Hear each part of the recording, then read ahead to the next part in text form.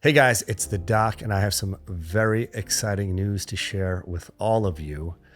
For the past many months, many months, I've been working on a skincare brand called Oficinale, along with my co founder, Rachel Glass, and our first product is ready to launch. It is called La Balm, which is a petroleum jelly based product. As you know, if you watch my content, I'm a huge fan of petroleum jelly. I've been recommending it to my patients for various indications for as long as I've been in practice, which is a long time, a couple decades now. But the preparations that are available are a bit lacking. So we took it up a notch and we made a petroleum jelly that is going to blow your mind. It has various other ingredients, some emollients and some anti-inflammatories, as well as some peptides, which do wonders for your skin.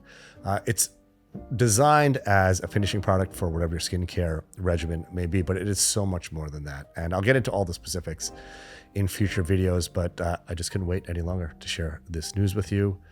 Be on the lookout for La Balm. You're going to love it. Let's get it.